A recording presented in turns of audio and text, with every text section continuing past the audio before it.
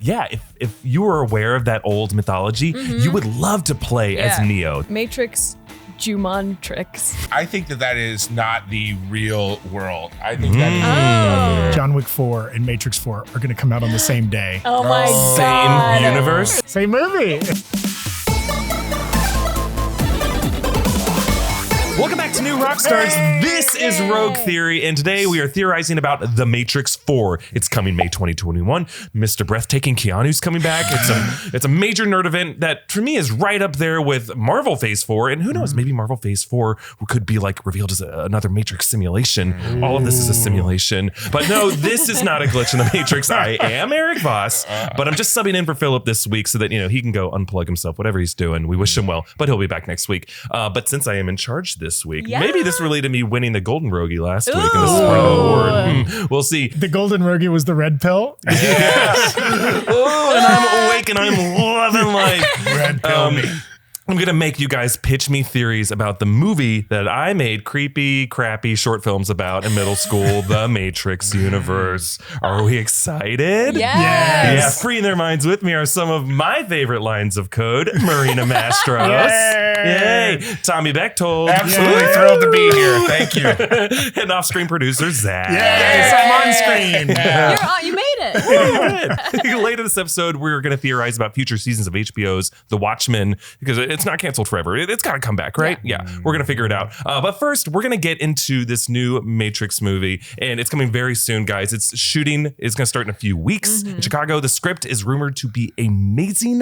Keanu and Carrie-Anne Moss are coming back. Lana Wachowski is back. Jada Pinkett Smith is coming back. The guy who played the Merovingian, which I know you all care very passionately about, is coming back. Yahya Abdul-Mateen, of course, Dr. Manhattan, Black Manta. He is going to star as the lead character aside Jessica Henwick, who is Colleen Wing from Iron Fist. Now, there were some reports that Yahya was cast as a young Morpheus, but those haven't been 100% confirmed yet.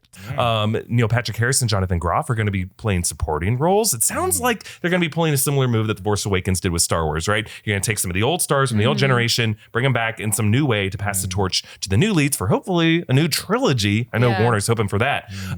But if you remember Matrix Revolutions, it ended with Neo and Trinity both dead. Yeah. So I want you guys to pitch me your roguest theories. I do think that the end of Matrix Revolutions is a bit of a misdirect. I think that is not the real world. I think that is another sequence in the Matrix that the machines, the robots, programmed to confuse humans who were getting a little too woke. So they created this kind of basically Jesus Christ sacrifice for Neo and Trinity in her own way, sacrificing herself to make the humans believe that they've accomplished something, that they've been saved by these figures. Oh, yes. And to not ask any more questions. And that's where we find ourselves in the year 2020.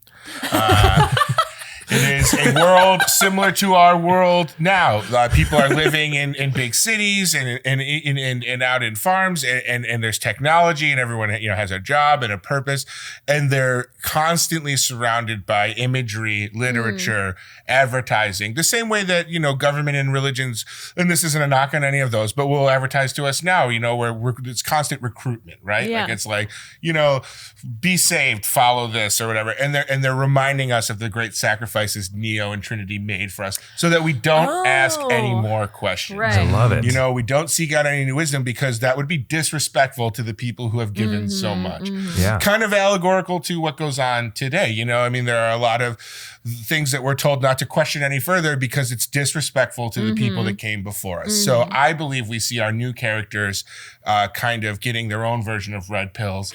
I think the idea of updating and updating our technology becomes so important. So I like to think of this as like there's going to be an update to the Matrix, and that's going to cause, as it often does with our technology, issues, glitches.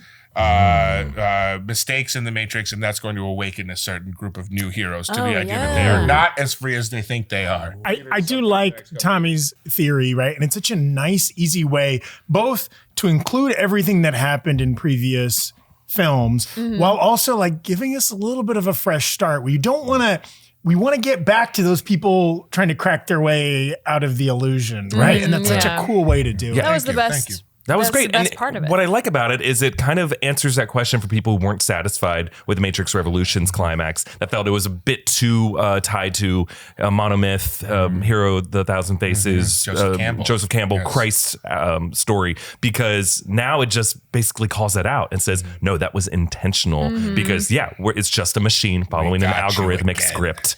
And there's a reason behind that. Yeah. Tommy, what would you call your movie? Matrix I would call it Matrix Refreshed. Matrix Oh, Refreshed. good. Keeping yes. the R Yeah. theme. Yes. Nice. And for that fresh theory, I'm going to be real generous with the Rogies. Whoa. I'm going to give Tommy 3 and a quarter. Oh, it takes somebody a full episode to earn that many God, roadies. What this Embarrassment means of is when riches. Philip leaves the room, the inflation rate gets Yeah, real yeah, out of yeah. whack. So Yeah. really, This those are This is depreciated. post-war Germany right now is what this is. My pitch is that Yahya Abdul-Mateen and Jessica Henwick are born on the outside. They're living in that big cave system, right? And they're not plugged in at all. They never have been. But like the end of the last Matrix movie, people get the choice to live in the Matrix and be a pod, or they can be free. And Right. this is also not too far from your allegory about modern times of like, people choose to go get plugged back in. Yeah, Like, Cypher, he wants it. yeah, Yeah. like, and also he has a point. Like, it's a strong argument. So what's happened is most people are back in the Matrix. Ooh, so out of like 10 people, how many people? 8. 8 out of 10. Yeah, I 8 could, out of 10. I could believe Yeah. that. Honestly, I'd be one of the 8. Yeah. Right? Like, look at your phone notifications. How many hours do you spend on your phone? That's the percentage Sure. of like, Yes, right? absolutely. Yeah. It's Yeah. totally happening. My phone turned on and was like, you have spent 6 hours. Yes. Oh, and I God. was like, oh my God. And it's noon. I don't know if you remember being up this long. Yeah. I woke up just to get on my phone. But so most of the people are back in the pods. And so this new cast of characters is determined to go back in and help people because they don't know what they're missing. Like, they're given the choice, very young, to be like, do you want to live this very, very hard life outside, or do you want to go back in? It's Plato's allegory, right, of the cave or the fire. Yeah. Not the cave or the fire, but behind the fire. Sure. You can either be burned alive or you can live in a cave. Or you can live in a cave. Yeah, we all took that class. Perfect. Red pill, blue pill. Yeah. But the way that this is different from Tommy's is that this cast, so you're like, okay, we have Yahya Abdul-Mateen, we have Jessica Henwick. Where are the original cast? Okay, so when they go back in, when they take the red pill or whatever it is that they plug back into their matrix to free everybody else, they can choose, they've been updated, they can choose who they look like. Oh, So choose your player. Choose your player, Yeah. right? So a little bit Jumanji, right? So you can go back in, and Yahya Abdul-Mateen goes back in, and he is Trinity. He chooses to come back as Trinity because she's already dead. She's been resurrected, and what more powerful of a figure to be like, hey guys, like, remember your hero was one of your heroes was dead and now she's back, to give you this very powerful message. Jessica Henwick goes back in and is Morpheus, because in the original one, Morpheus is the one who convinces Neo to Yeah, he's the evangelical. Yeah. yeah, so he goes around convincing people, and every time they don't succeed, obviously, at first, so they have to try again, and they can go back in as anyone they want, and that's when we get Neo. Love it. We get all the other characters that We get are Niobe, coming back. yeah. We get Niobe, yeah. And they can gender switch. Yeah, because Right? that's what Lon Wachowski wanted to do with the Right. original, Exactly. with Switch. Yeah. So now she gets to. And Love it. it's and we get to have a reboot, but also explore a cast of new characters, but we also get our old favorites back. I love that idea. And you know what? That sounds like a really, really fun thing. It sounds like what Ready Player One tried to do with those themes of like, you can be anyone. Yeah. And it's like, yeah, if you were aware of that old mythology, you would love to play as Yeah. Neo. That You would be would your choose character. that. You would love to play as Morpheus or any of these characters. And that gives, it's almost like what Jumanji has been doing. Yeah, you know, it's they're all kind of Jumanji. derivative of The Matrix, which is also derivative of old stories, Ghost in the Shell, other Avatar stories. Marina, I love your theory so much. I'm going to give you 2 silver rogies. And Well those, done. those are equal to 2 rogues Equal to each. 2. That's right. Wow. Guys, So, when Philip comes back, I'm going to pressure. demand at least 4 rogies. And Marina, tell us the title of your Matrix. Matrix Jumontrix.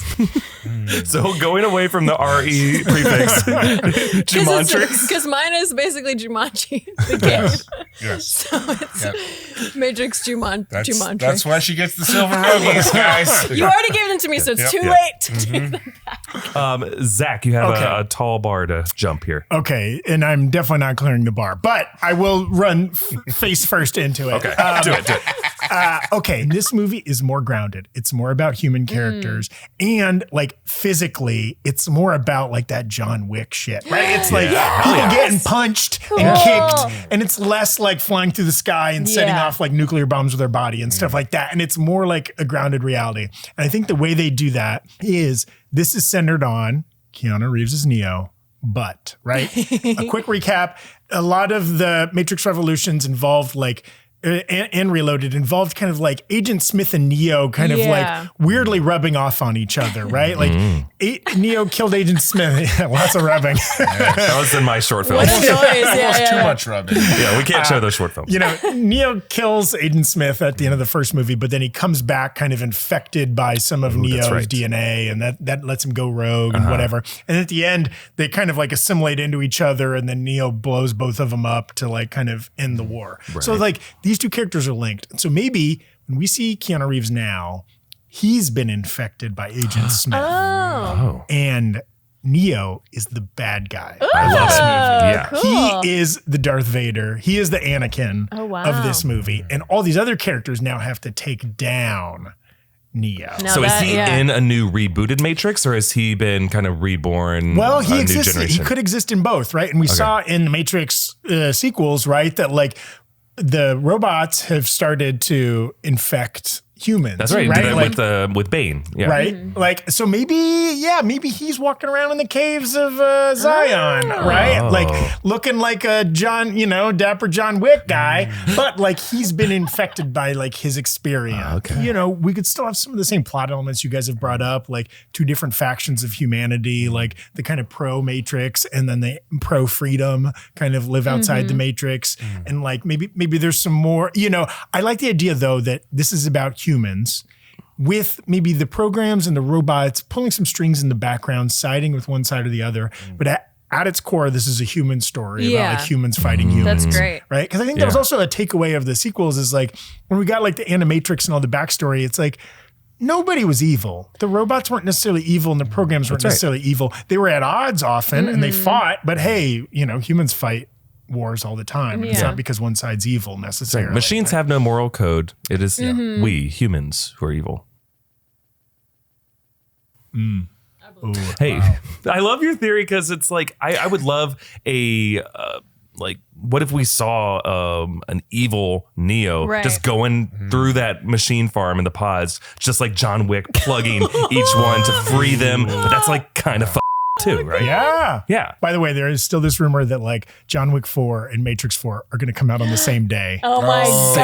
Same universe, maybe? Yeah, maybe they're the same movie. Same movie. Oh my God. John Wick's was an illusion the whole time. Yes. False reality.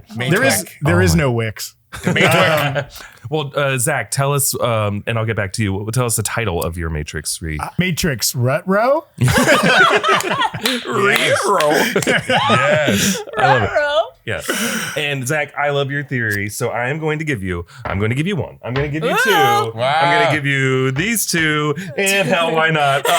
An unstable tower. Wow. There we go. Well done. Those were some excellent Matrix theories. I would be thrilled to see any of those.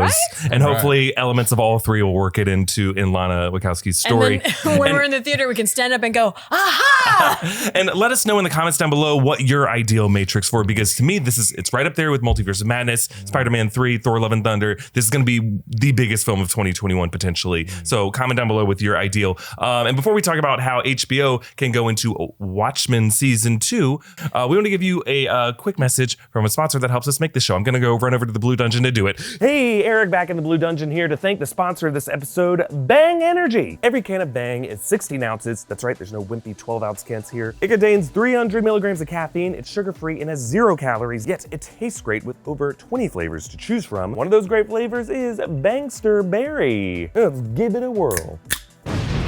Yeah, it's just that solid, great berry taste. I don't know if I myself am a bankster yet, that's for you to decide. But it's not like this overwhelming, suffocating berry flavor. It's just like an accent of one, and it gives you plenty of energy. Like folks, there are some mornings I was up late the night before writing a full movie breakdown, and I'm just like dragging myself across the floor trying to get to work. A can of Bang Energy helps pick me up so I can star blast through some more work. Check out Bang on Instagram. You can get 25% off your order at bang-energy.com when you use the code NewRockstars25. There you can get a variety 12-pack with a dozen of their flavors. Flavors like pina colada, cotton candy, and yeah, Bankster berry here. Berries that taste so good, bang, is what you're gonna wanna do to them. Gross. Thanks again to Bang Energy for sponsoring this video. Get 25% off at bang-energy.com using the code NewRockstars25 and follow the inventor of Bang on Instagram at bangenergy.ceo.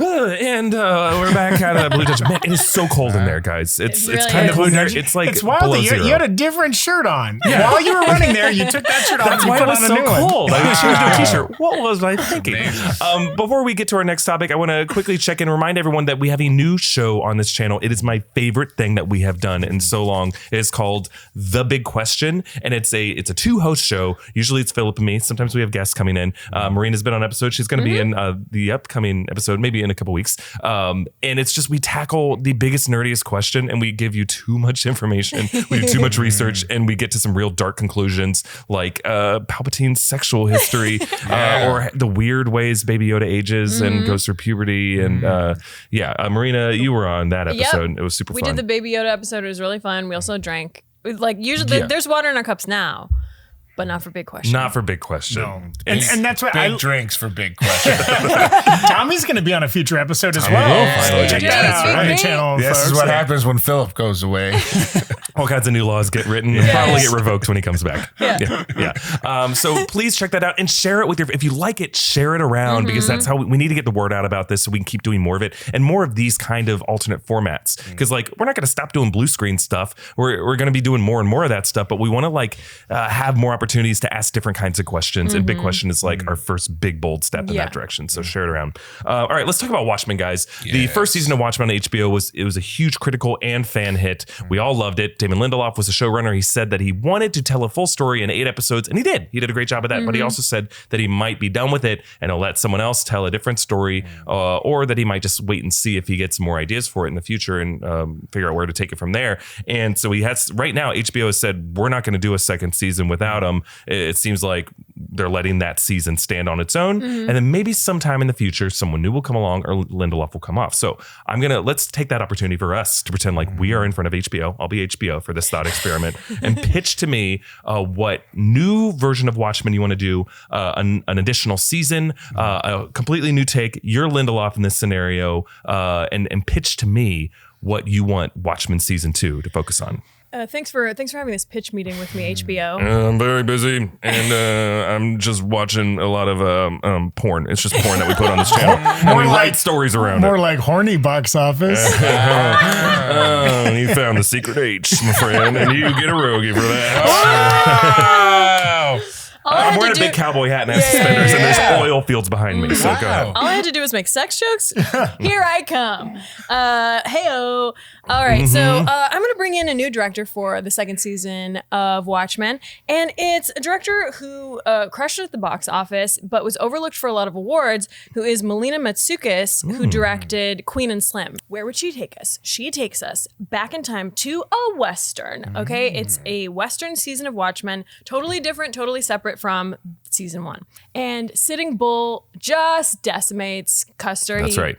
He kills him and all the other army people with him. And Sitting Bull is just like a huge champion, right? And we see how Sitting Bull becomes a legend and a hero and a superhero, right? That's a right, real yeah. person, but also a superhero from that point. And he is the person who assembles a new Western, like Magnificent Seven crew. It's Sitting Bull, it's Buffalo Bill, it's Annie Oakley, and it's a lot of, it's also Mexican American characters because they were heavily present in the Old West. Black characters, Chinese American characters, because they were present for the building of the railroad. Yeah, they were all there. Yep. That's so interesting. we see the original American heroes were not General Custer and not the American government and not the white settlers. Sorry, y'all. It was the other people. It was the Native Americans. It was the immigrants. It was the minorities. And they had their day. They were on their way to rise to the top. And then regular America just squished them back down. And then we get our history books today. But she, I think, would focus on that. And it would be so cool and so badass. And we get a Western out of it. Hell yeah. We need more stories about like the Native American origins, indigenous people, because 100%. they have been erased from our society, Literally, sadly. And like, I want to hear more of this because those are fascinating stories. What you pitched sounds very interesting. And it sounds like thematically linked with the trajectory of current Watchmen, because we saw this like backstory with Bass Reeves, who like a lot of people accuse the Lone Ranger of being ripped off from Bass Reeves, which was a real figure in American culture and American history. So it sounds like it's linked with that. But what's also cool about it is this whole story of Custer. Like the 7th Cavalry, that's right, got its name. That was the group that was with Custer, and Custer's last stand was like part of it. So you have like a literal link to the HBO show. And for that, Marina, I'm going to give you, let's see, 5 big rogies. Look at that! Look at this top score, guys. This is great. Real good. So I'm rolling in rogies, y'all. I will go next, sir. Thank you for welcoming me into your office. I'm a busy man. Then I won't waste much of your time. Okay. But I would like to know what happened in New York after the squid monster attack.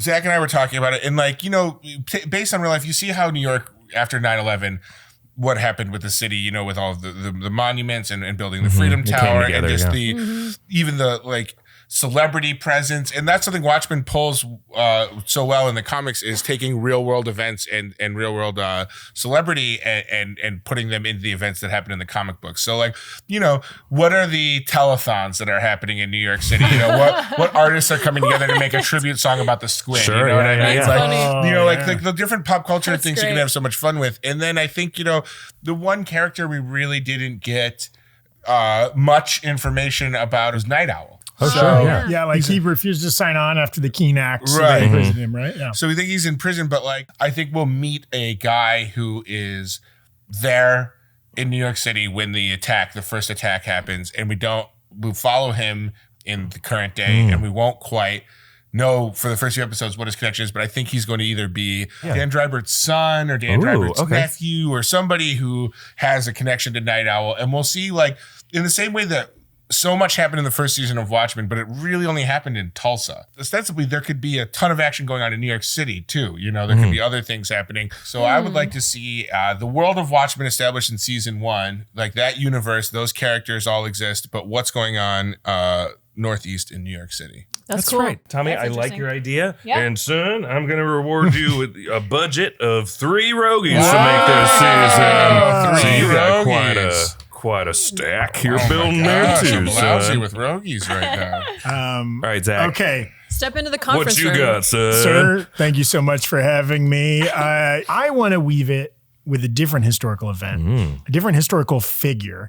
Let's really embrace the horror of some of these things, right? There's some really scary stuff. What's a scarier historical event than H.H. Holmes and his murder hotel? Yeah. I watched a whole documentary on that. Yes, it's great. Devil in the White City. Great breakfast, though. Great intercontinental breakfast. Great B&B. And viewer, if you're not familiar with H.H. Holmes, go look it up. Really scary, real thing, right? So what if like we go back in time, kind of like Marina's idea, and maybe this is even in the same way that the Minutemen were like the generation before the original 80s Watchmen. Maybe we go back one more generation. Okay. There's some other group, right? Yeah. The 32nd Men or whatever, right? And there's like another group that maybe rises up to fight or to take down this like menace of H.H. Holmes, these people disappearing, right? And it's this kind of Because nobody did. Right. Nobody stopped it, no right? one knew, It's yeah. kind of like ground level. Because I think another cool theme from the graphic novel, the first season, everything is that like vigilantism doesn't work. Right? Like all the heroes in the Watchmen like are either totally ineffective or like the good they do is maybe bad. Right. Right. You could argue the most effective guy is Ozymandias and Right. he kills millions of people, That's right? right. He Yeah. accomplishes what he wants, but it's like at what cost, right? And like Dr. Manhattan, even the guy with true power, like doesn't necessarily use it for great means. So like I would love to explore like, you know, this group of like turn of the century, Little League of Extraordinary Gentlemen types, right? Maybe some Private Eyes. This is Steampunk. Private Eye. Goggles on top. Susan and it B. feels- Slamphony could be one of them. That's She's a strong woman. She's a strong woman that just that's Watchmania. Yeah. She's where slammed people's heads 19 times for the 19th Amendment. It's a horror. And it's scary. That's Kind of like great. you and I both love The Outsider. Yeah. We talk about it every Monday. We're watching the current HBO series. I mean, and you, sir, as HBO executive, you're responsible for this. You know a way to an HBO man. So that's flattery. Zach, for your H.H. Holmes steampunk season, because I said steampunk and I'm just applying it to your theory, Thank you. I'm going to give you one rogie, but It's the last one. I am out of rogies, so I'm going to the unpainted ones. Naked rogues. Naked rogues. Another Wow. two Rogues in the more raw. rogies. Wow. And these are worth the value of regular rogies, so you get 5 rogies Raw from the rogie. thing. You got one. Raw Take it rogie. home. One regular rogie But I'm going and to take 4 away one of your rogies. quarter, both your quarter rogies, Oh. and give them to Tommy for Susan B. Slam. Wow. We're moving on to rogue questions. Number 1, inspired by the popularity of Baby Yoda, artist Leonardo Vitti has created a baby Jabba the Hutt. You guys see this? What's the worst possible character, Star Wars or otherwise, to make a baby version of? Baby Jabba the Hutt. Baby Jar Jar Binks. Baby Jar Jar Binks. Baby Hitler. Oh, any character? Yeah, Baby Hitler. Yeah. You can't take his idea. I'm agreeing with this. What Yeah. a character, the Hitler. For Baby Hitler, the most accurate of what you Yeah, would hate that for the is. baby. Tommy gets the rogie. You get. Wow. Oh, that's Carnage. from last A week's roguey Sinister Carnage. Six Cletus Cassidy? episode. All right, question 2. The Robert Downey Jr. starring Doolittle ends, and this is spoiler warning if you haven't seen this. I think It we're ends fine. with an extended dragon rectal exam and a dragon fart. He pulls like bagpipes out of the dragon's butthole. What mythical creature would have the worst smelling farts? Oh.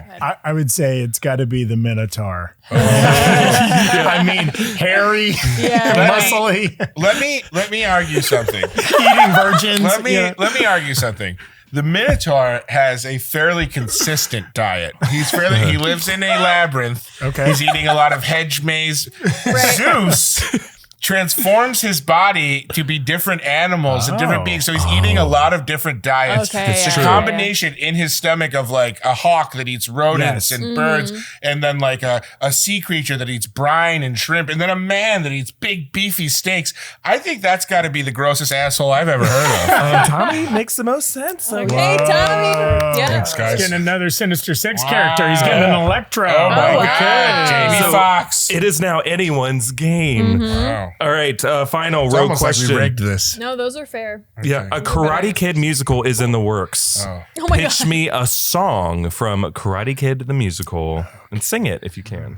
My song is called Sometimes You Stand on a Pole. Oh, nice. And it goes like this. Sometimes you stand on a pole. And sometimes you get the best role. Oh. Sometimes you have to do karate. Oh, shit.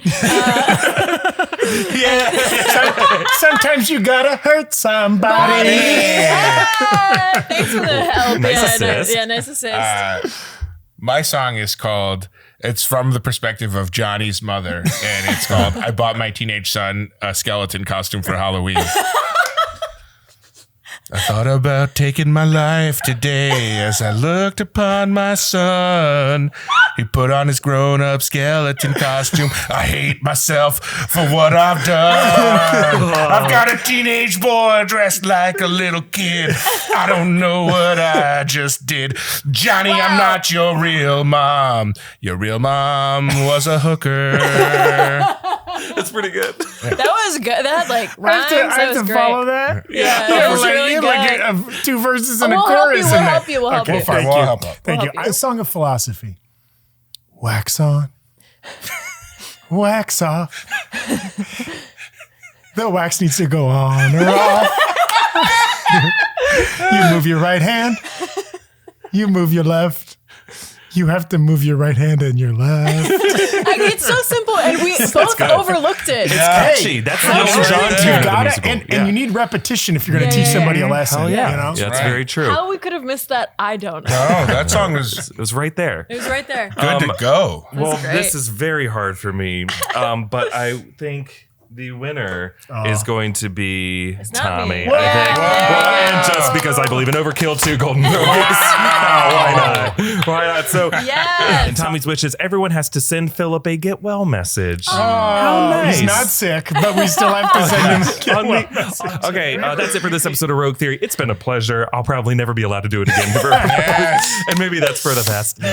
Thanks to our guest, Marina Mastros. Anything you got? You can follow me on Twitter at Marina Mastros, and I'll be on Big Question soon. Oh, that's right. Tommy Bechtold. Well Hi. done. Follow me at Tommy Bechtold and follow me in real life. At Gina's East Pizza on Riverside. Go see me waiting tables tonight. And of course, off-screen producer Zach. Hello. Yay. Don't follow me anywhere. I'll be off screen. And don't forget to subscribe to the new Rockstars Rogue Theory podcast feed. You can stay tuned to the YouTube channel for this and lots of other shows, including Big Question, all this other stuff we talked about. You can follow New Rockstars on Twitter at New Rockstars. Follow me at Erik Voss and Filup. My friend, you got to pull through this because we don't have enough props on this set to award. So get back here and return and restore order. Oh. Filup, I've never met anybody before that's been in a celery accident. But you know what? If anybody can pull through and get those little green strings out of their teeth, it's you, buddy. You're strong. Filup? Papa? We begged you not to ride that horse without a saddle. But now your balls have been pulverized.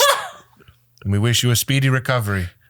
God knows I need you back here sooner than later.